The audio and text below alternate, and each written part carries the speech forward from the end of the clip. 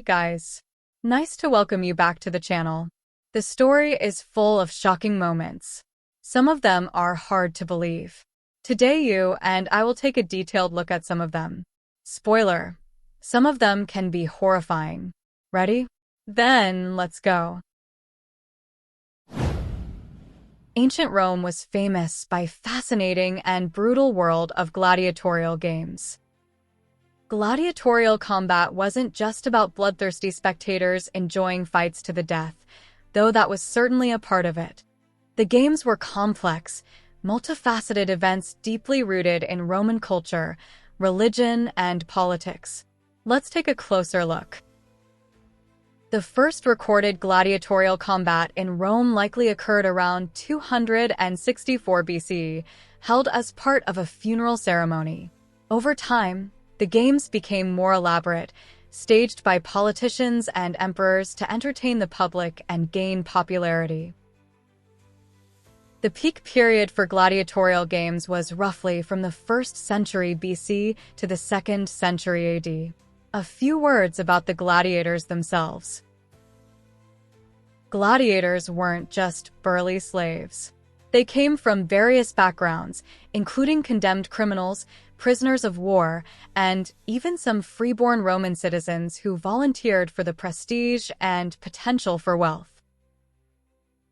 They were trained extensively in special schools, learning different fighting styles and weapon use. They wore various types of armor and wielded a variety of weapons depending on their fighting style: net and trident, sword and shield. While death was certainly a possibility, not every fight ended that way. Skilled gladiators were valuable, and organizers often preferred a good showmanship over a quick kill. There were different types of gladiatorial combat, with gladiators paired based on their equipment and fighting styles. Some fights were staged battles, while others involved hunting animals or staged executions.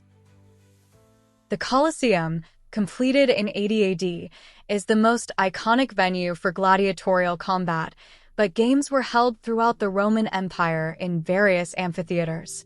The games were elaborate spectacles, often featuring elaborate displays, music, and theatrical performances alongside the fights. Predictable public taste and political climate shifted over time. The brutality of the games began to be seen as barbaric by some.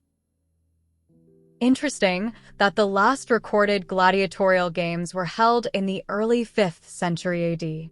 Gladiatorial games offer a window into Roman society, reflecting their values, entertainment preferences, and the brutality of the era. While the gruesome aspects are undeniable, understanding these games helps us appreciate the complexities of Roman culture and history.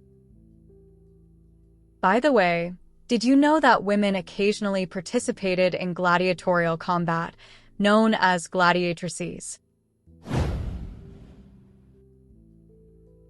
Trepanation, also known as trephining, is the ancient surgical procedure of drilling or scraping a hole into the human skull. Evidence for this practice dates back to prehistoric times, with trephined skulls found across the globe. The reasons for trepanation remain somewhat unclear, but here are some theories. Treating head injuries.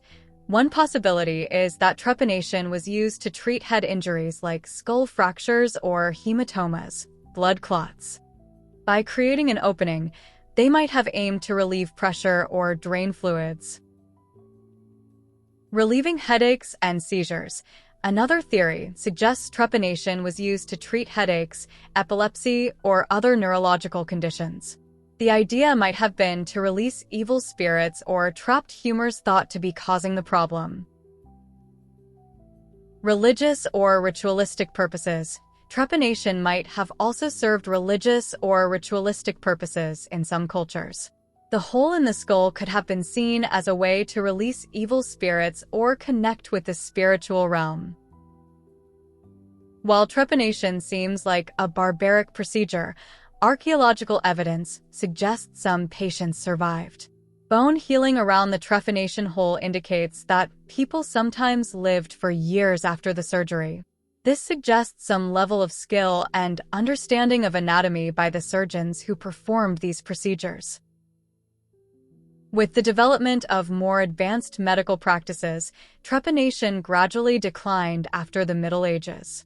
However, the concept of skull surgery persisted, eventually leading to more sophisticated neurosurgical techniques in modern medicine. Trepanation offers a fascinating glimpse into ancient medical practices. It highlights the ingenuity and risk-taking of early surgeons, as well as their limited understanding of human anatomy and physiology. While the practice itself wouldn't be considered ethical today, it serves as a reminder of the evolution of medicine.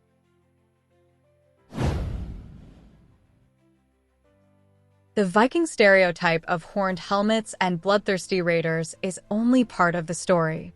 Vikings were a diverse group, skilled in shipbuilding, navigation, and warfare. They were also traders, explorers, and even colonists who established settlements across vast distances. These formidable explorers, raiders, and traders left their mark on Europe and beyond from the 8th to the 11th centuries AD. Did you know that Vikings are great master? Their ships were marvels of engineering, lightweight and maneuverable, allowing them to navigate rough seas, explore rivers, and even travel long distances across the open ocean. Their advanced sailing techniques, including a unique sail design and knowledge of the stars and currents, made them some of the most skilled sailors of their time. Vikings are famous for their raids on coastal settlements in Europe. They plundered monasteries, towns, and even captured people for slaves. However, their motivations were complex, driven by a desire for wealth, resources, and land. They were also skilled traders, establishing trade routes that stretched from Scandinavia to the Mediterranean, Russia, and even the Byzantine Empire. They traded furs, timber, slaves, and other goods, playing a crucial role in the European economy. Viking explorers ventured far and wide. They reached Iceland, Greenland, and even North America around 500 AD, centuries before Columbus. These settlements, though not permanent, demonstrate their remarkable navigational skills and thirst for exploration. The settlements were established in various parts of Europe, including parts of Britain, Ireland, and France. These settlements left a lasting cultural and linguistic impact on these regions. The Viking Age ended around the 11th century AD due to various factors, including internal conflicts and changing political landscapes in Europe. It is worth noting that the Vikings were a fascinating and versatile people who continue to fascinate our minds. Theirs is a story of exploration, trade, warfare, and cultural exchange that has left an indelible mark on the history of Europe and beyond. Ever hear about Library of Alexandria? It is a legendary center of knowledge in the ancient world. While its demise is often shrouded in mystery, its impact on scholarship remains undeniable. Founded in 3rd century BC by Ptolemy I Soter in Alexandria, Egypt, the Library of Alexandria was more than just a collection of books. It was a research institution, a museum, and a center of learning that attracted scholars from across the Mediterranean world. The library is estimated to have housed hundreds of thousands of scrolls, containing works on philosophy, history, mathematics, literature, and more. It boasted innovative features like a team of librarians who categorized and copied scrolls, ensuring the preservation and accessibility of knowledge.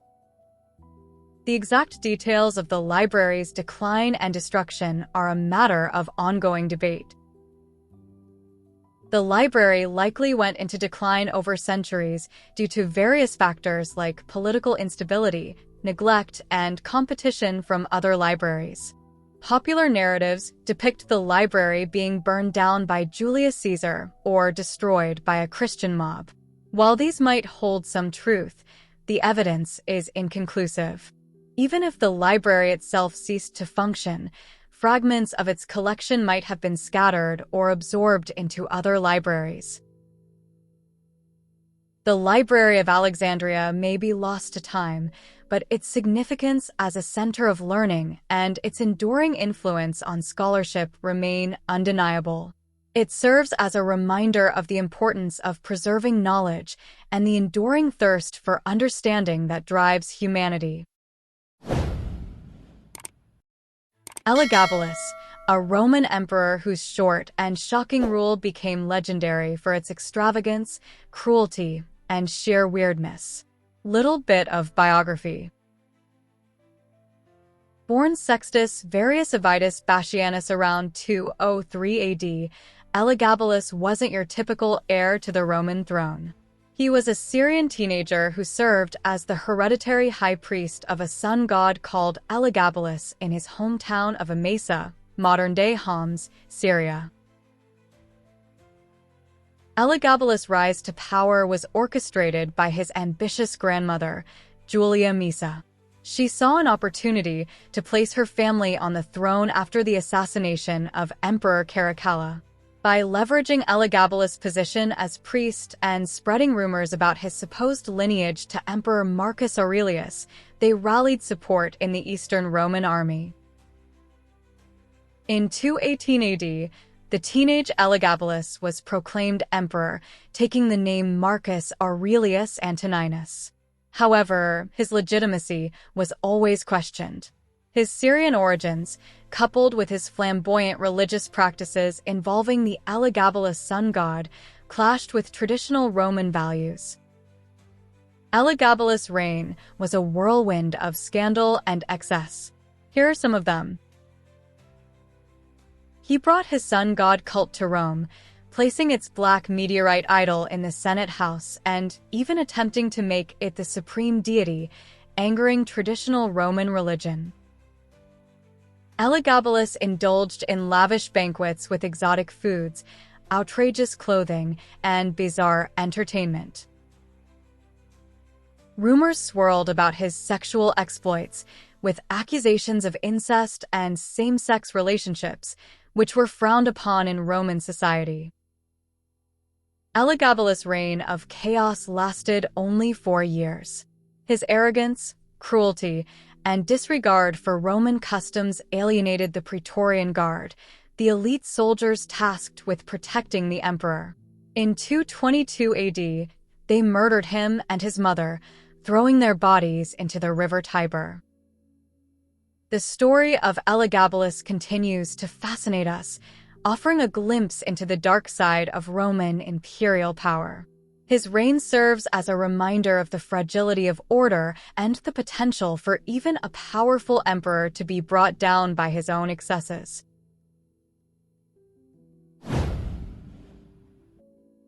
In 1095, Pope Urban II delivered a powerful speech at the Council of Clermont, urging Christians to take up arms and reclaim Jerusalem from Muslim control. This marked the beginning of the First Crusade, 1096 to 1099. The reasons for the Crusades were complex and varied. Here's some of them. Religious zeal, a desire to liberate Jerusalem, a holy city for Christians, from Muslim control was a central motivation. Political and economic opportunities. Some nobles saw the Crusades as a chance to gain land, wealth, and prestige. Social and religious reform movements. The Crusades offered an outlet for social tensions and a chance for the Church to assert its authority.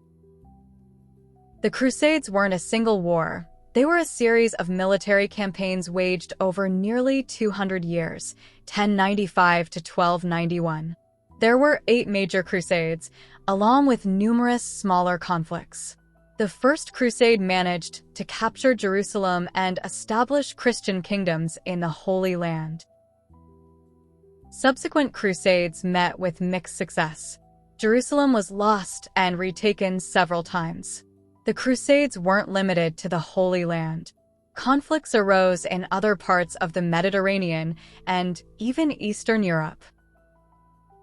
By the 13th century, the momentum shifted. Muslim forces gradually regained control, and the last major crusade ended in failure in 1291. The Crusades were a complex and multifaceted phenomenon. They weren't simply glorious quests for religious victory.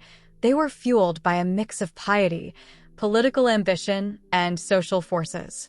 Understanding the Crusades requires looking beyond the romanticized image of knights and chivalry and acknowledging the violence, religious intolerance, and long-lasting consequences of these conflicts. Understanding Aztec cannibalism requires considering their culture and religious beliefs. Here's some background. The Aztec worldview. The Aztecs believed in a cyclical universe where humans had a responsibility to sustain the gods through sacrifices. Human sacrifice. Human sacrifice was central to Aztec religion. They believed offering human blood and hearts to the gods ensured the sun's continued rising and the universe's balance. There are different perspectives on Aztec cannibalism. The most widely accepted view is that the Aztecs engaged in ritual cannibalism. After sacrificing victims, they might consume specific body parts, like the hands or thighs, as a symbolic act of absorbing the victim's power or honoring the gods. Gustatory cannibalism. This refers to cannibalism for dietary purposes. There's less evidence for this, but some scholars suggest the Aztecs might have consumed parts of sacrificial victims as a way to address protein deficiencies in their diet. Spanish bias. Early Spanish accounts often exaggerated Aztec cannibalism to demonize them and justify conquest. Deciphering the extent of cannibalism is a challenge due to limited evidence. Most Aztec written records were destroyed by the Spanish. Spanish accounts, while valuable, are often biased and sensationalized. While skeletal remains from sacrificial offerings exist, they don't definitively prove cannibalism. Regardless of the specifics, Aztec cannibalism remains a fascinating and disturbing aspect of their culture. Understanding this practice offers insights into their religious beliefs, social hierarchy, and worldview.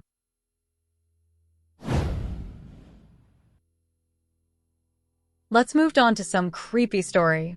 Jack the Ripper is one of history's most infamous unsolved mysteries.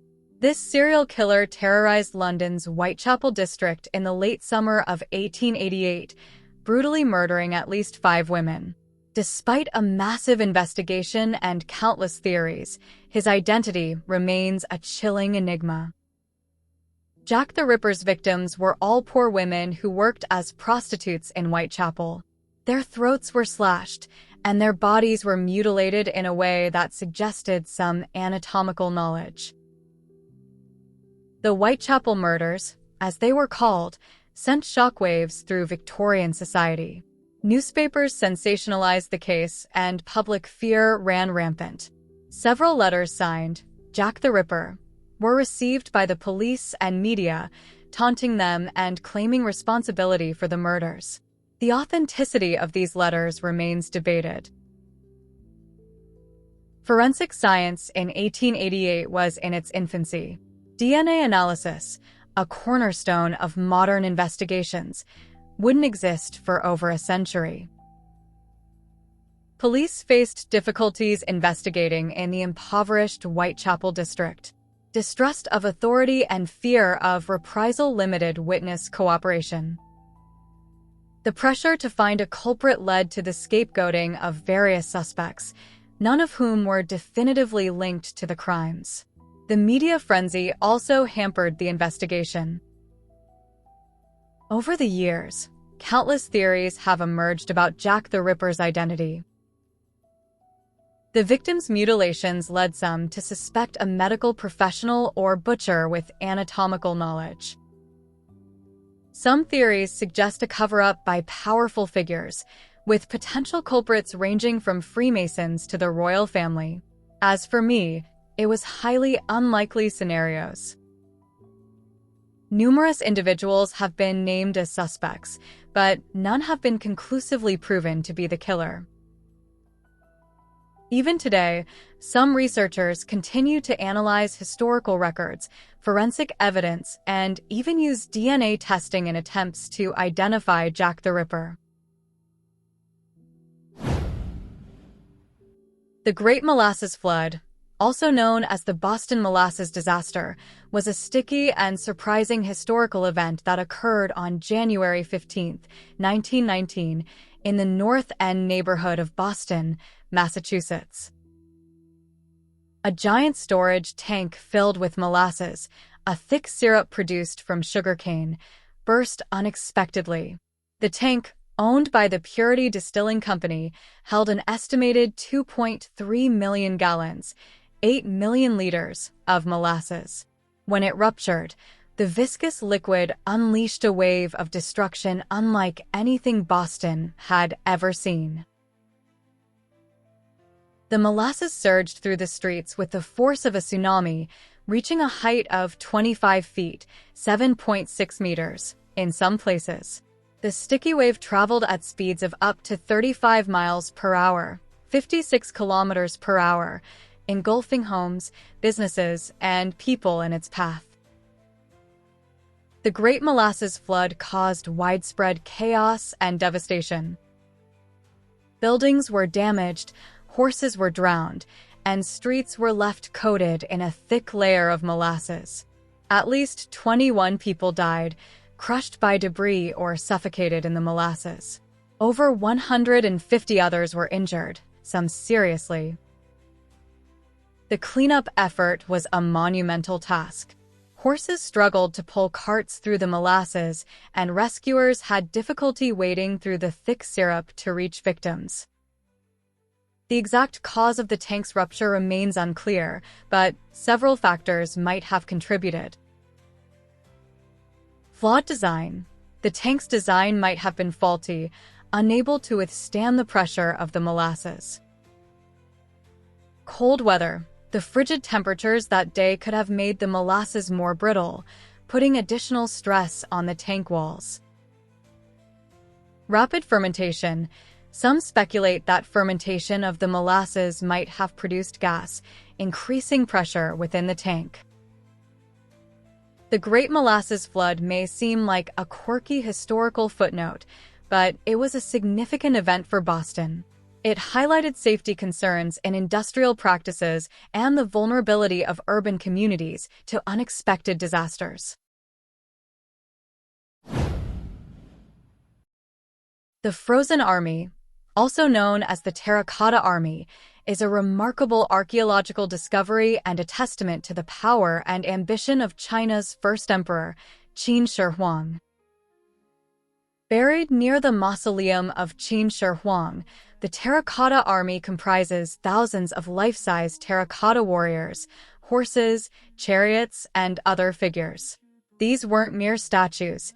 They were a meticulously crafted army designed to guard the emperor in the afterlife. The construction of the Terracotta Army was a massive undertaking that likely took decades to complete. Historians estimate that hundreds of thousands of workers were involved in sculpting, firing, and assembling the figures. The Terracotta Army isn't just a uniform group of soldiers. The figures depict different ranks, with officers, archers, cavalrymen, and even charioteers represented. Some figures even have unique facial expressions and hairstyles, suggesting a degree of individualization. The Terracotta Army offers valuable insights into the Qin dynasty, 221 to 206 BCE. The clothing, armor, weaponry, and even the hairstyles of the figures provide clues about military organization, fashion, and social hierarchy during this period. It was accidentally discovered by farmers in 1974 and has since become a UNESCO World Heritage Site. Excavation and restoration work continues to this day, with new discoveries being made about this incredible archaeological find. The tomb of Qin Shi Huang himself remains unopened due to concerns about the preservation of potential treasures and the fragility of the archaeological site. Legends surround the mausoleum, suggesting rivers of mercury, booby traps, and even a replica of the entire Qin Empire. The Frozen Army stands as a testament to the immense power and ambition of Qin Shi Huang. It also serves as a reminder of the mysteries that lie buried beneath the earth, waiting to be discovered and understood. That's all for today. As I said before, history holds a huge number of shocking facts and unusual events. I will definitely make a series of videos on this topic. I hope it will be interesting for you. In the meantime, don't forget to check your subscription to the channel. Thank you for watching. See you soon.